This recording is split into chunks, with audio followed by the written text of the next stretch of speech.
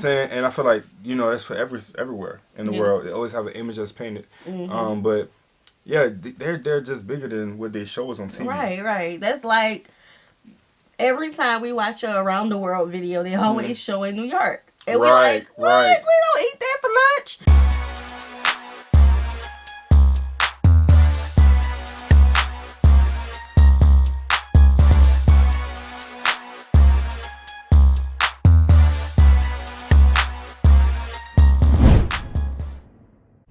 What's good, y'all? It's the Demouchet REACT, and we're back with another video. Who we got today, C? Today we're back with another American reaction. Super excited about this video, guys. If you're new to us and we're new to you, make sure you scroll down, hit that subscribe button, and turn on the post notification bell because we're on the road to 100K. And we cannot get there without you guys, all right? Join the family. Without further ado, let's get into the video.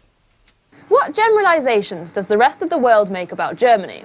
I've picked out 5 German stereotypes. How much truth is in them, and where did they come from? But first of all, which ones annoy Germans the most? Viele denken, wir würden in Lederhosen rumrennen und Oktoberfest, Bier trinken. Dirndl und Lederhosen, das ist ein Klischee, das kann man so nicht nehmen.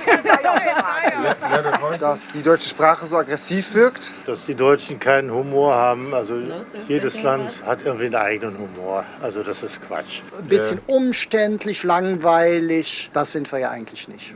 Romanticized images of Germany. I don't have any crazy German stereotypes that just made me like have this odd thought process about Germans. Yeah. The only one that I saw that I could kind of... Well, there were 2 that I saw. The first one was Oktoberfest. And I feel like because we have German communities here, that's how we know about Oktoberfest. So, and again, we can't speak for the entire United States. And I know this video wasn't about the United States, but we're American, right? So we have a lot of Oktoberfest here, so that is what people relate to Germany when they'll go there. The second one is that the German language is aggressive. I honestly don't feel like the German language is aggressive. I feel like it's just a different language for us, It's not they roll. I feel like they rolled a lot of their letters. I don't think that's aggressive. I feel like there are other European languages that are aggressive to me, and I'm like, hold up, I don't know if you're mad or not. Now, if this was a Russian video, my stereotype would have been that it sounds very aggressive when they speak, and they and they mean business. Right. Like very excuse me, serious. Very serious people, but it's not. So, and again, I feel like they do roll their words a lot, the letters. So that's the thing. But I don't have no crazy German stereotypes unless it's from a movie. Yeah, and we're gonna try to have the video on the bottom of the screen to be a little bit bigger so you guys can read 100% the subtitles. 100%. Often include a woman dressed like this. This is a Dirndl, and the male equivalent is Lederhose, literally leather trousers. That's what he's These types of folk clothing are very specifically linked to the southern state of Bavaria and neighbouring Austria. You might come across people wearing them day to day in Bavaria, but it's most common on special occasions and during festivals like Oktoberfest. The Dirndl is just one example of folk costume in Germany. Most traditional dress, known as Tracht, started out as work clothes for peasants. Various aspects of traditional idealized German culture, including Tracht, were later used in Nazi propaganda. The Dirndl even got a bit of a makeover under the Nazi regime. A lower neckline, a slightly shorter skirt, and a tighter waist. The designs seen today vary from very traditional to very modern. And apparently, the position of the apron's bow can indicate relationship status. For example, tied on the right means married or engaged, and on the left means single. The stereotypical image of a German also tends to include a beer in the hand, usually in one of these enormous glasses. In fact, the Mass is another element of Bavarian culture that has somehow come to dominate the image of Germans abroad. Don't Germans love drinking? I thought they were beer people. I thought you guys was like big on beer, so I don't know. So, my question, so are they not big on beer? I believe so. I think they are. So what it seems like is what we're shown and equate to German culture is the Bavarian. And so I'm pretty sure that's like just a small part So why has it dominated the entire, like, what we see? I don't know. Just the things that we're shown about other countries, it always fascinates me, and I just want to know, why are we shown certain things? Why do the media want them to be known for certain things and just disregard the rest of the culture? You know? Right. That's crazy, because the culture is always a big part, but they try to put them into this image. You know what I'm saying? That this is how they are as people. You know what I'm saying? And I feel like, you know, that's for everywhere in the world. They always have an image that's painted. But yeah, they're just bigger than what they show us on TV. Right. That's like every time we watch a around the world video, they always show in New York, and we're like, what? We don't eat that for lunch, right? You know, so that's what that's like. Yep. Impressive range of glassware, sometimes with a specific glass to go with a specific type of beer, like this Kolsch glass from Cologne. Of course, not all Germans like beer, but it is an important part of the culture overall, with different beers also connected to regional identities. Traditional brews, which follow the rules of the beer purity law, still dominate, but the country has seen a boom in craft varieties too. And the popularity of non-alcoholic beer shows that the Germans' taste for beer is more than just a thirst for alcohol. Hold up! Cheers to that. So you mean to tell me, wow, when we come to Germany, I can partake in the festivities of the beer with non-alcoholic? That's just like virgin daiquiris. Virgin daiquiris, yes, they have that. I like it. Y'all good with me? So you can keep it later, like, still not having to do the whole drinking thing, because you know, okay. I've never heard of a non-alcoholic beer. Nah, first time ever. I hit me another one, please. Another. It's my driver. I'll be fine. 5 Minuten vor der Zeit ist des Deutschen Pünktlichkeit. So goes the German saying, which means that punctuality in Germany means arriving 5 minutes early. Well, whoever decided this forgot to tell the trains. It's practically a national sport here to moan about train delays, and after 4 years of commuting, I'm well and truly on board, so to speak. But a lot of German people do pride themselves on being on time, and punctuality is a characteristic you see again and again attributed to the Germans. So where did this punctual reputation come from? Let's talk to a time expert. Die Preußen waren sehr erfolgreich in der Vertaktung von Mensch und Maschine. Die protestantische Ethik, eben der Fleiß, der Gehorsam, die Pünktlichkeit als Tugend, die hat auch viel dazu beigetragen. Haben die Deutschen allgemein ein gutes Verhältnis zu der Zeit? Da ist jetzt die spannende Frage, was heißt gut? In Deutschland ist der Begriff Zeit häufig mit so einem Muss verbunden. Zeit ist etwas, das kann ich eben organisieren, sparen, in den Griff bekommen. Ich muss sie managen. That brings us on to the next stereotype, German efficiency, which gets a big thumbs down from me. A dictionary definition of efficient is working or operating quickly and effectively in an organized way. Okay, so the Germans might have the organization part down, but speed and effectiveness, not so much. Did you know it took 632 years to finish building the Cologne Cathedral? A more modern case study that brought global visions of German efficiency crashing down. Hold up. She said, how many? 600 years. Yeah, that's a long time. That's way too much. So many people didn't get the chance to even So see the many finished people. result, bro. I'm thinking of the generations. That's crazy.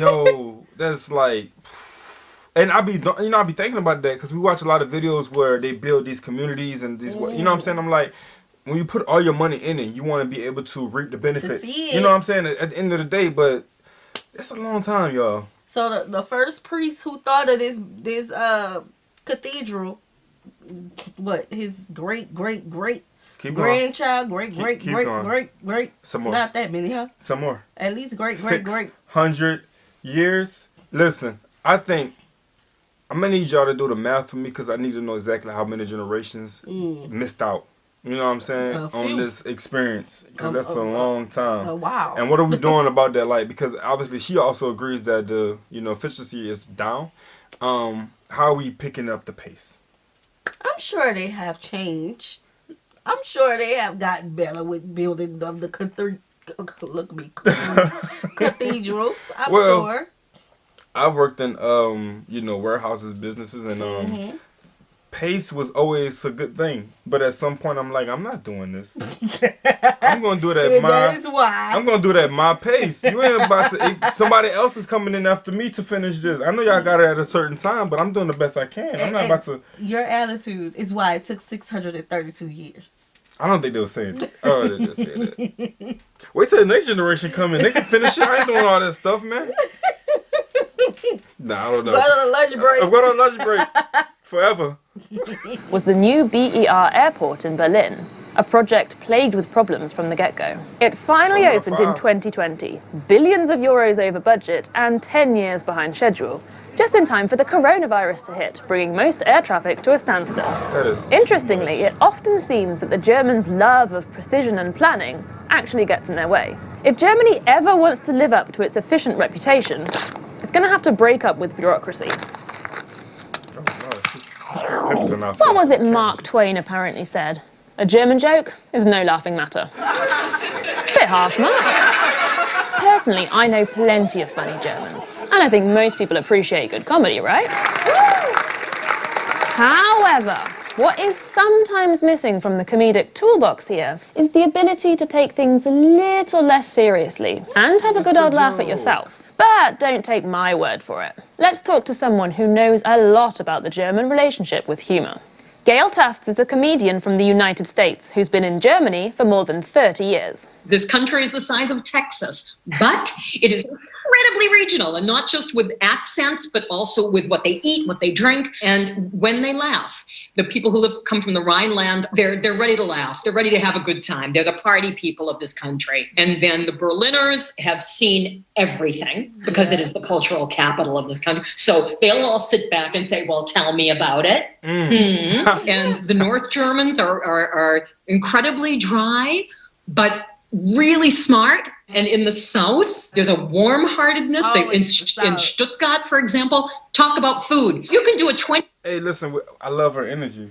Yes, we need to see her on stage. Like, go ahead, bro. Send it on in. I need that. Of course, a United States person had to give their perspective and make it funny. Of course. Look at us. Laughing about a cathedral. Right. 20-minute monologue about bread. They will be rolling in the aisles in Stuttgart. So where does the no sense of humour reputation come from? You have to kind of go back to the Second World War in those glorious, the golden 20s, where there was so much entertainment and so much theater. A lot of the Germans that were involved in that were Jewish. And they were either exterminated and murdered, or they fled to the States. And after the war, of course, things weren't that funny, because where does comedy come from? It comes from my experience, my storytelling. And I think there was an entire generation that it was very difficult to find the humor in anything. Although once the 50s, 60s started, there were some great German comedians. Loriot, for example. In the 90s and the 2000s, all of a sudden comedy clubs started popping up and mixed shows where there would be 4 different comedians a night. And now you've got a comedian for every taste. Germans do have a sense of humor, and thankfully it's thriving, because in these times we all need a sense of humor. I'd love to know how many of these things are part of your image of Germany, and which stereotypes from your country get on your nerves the most. Leave us a comment. All right. Okay, so she had a 2-part question. Which one of those stereotypes is things that our image about Germany? I kind of lost the end of the question. I would say the humor, but I'm thinking I'm leaning more on the side of the beer. The beer. Yeah. Yeah, the way they're dressed, that's my image of Germany as well. The big tall people, the more heavier set women with beer and just a serious face. Yeah, that is my my image, the image that's in my head. Not anymore. Yeah. But that is the image in my head. But what is a stereotype about the United States that we don't like? That we don't like? Ooh, give me a second here. All right, so a stereotype that we don't like is that I'm not sure. Well, I'll go. The stereotype that I don't like is that Americans are dumb. Like, we have a lot politics that. I was thinking about politics. Yeah, the politics, but it is a stereotype because our politics is a little crazy. I feel like, you know, politics clouds everyone's vision of us. And so they see our politicians fussing, fighting, going crazy over the silliest thing. And they'll equate that to American people. Okay. You know, so. Well, I stand on side of that then. I will say mines, but I don't want to have to like do over. Like, I don't have to over explain it. You know what I'm saying? So, okay. I mean, unless you guys have one about the U.S. that you guys want to put down. Yeah. I can piggyback off of that in the comment section. Yeah, we'll do that. Yeah. So yes, learned a lot in this video. Honestly, I didn't realize only one region of Germany was the whole face of what we see Germany to be. So we would love to, you know, dive a little bit deeper into German culture. We have looked at their homes before. We've looked at the languages, and I'm not really sure what else we have done about food? Germany. I think we did food. Food? I think so. Maybe. No, we haven't. Grocery? No. No, that was UK. No. Okay. Yeah, so we would love to dive more into German culture. We hope you guys enjoyed this video with us. Like this video, subscribe. Turn on the post notification bell. We have enabled our super thanks if you like to support the channel that way, as well as our reaction request form is in our description box below. We'll see you soon. Peace.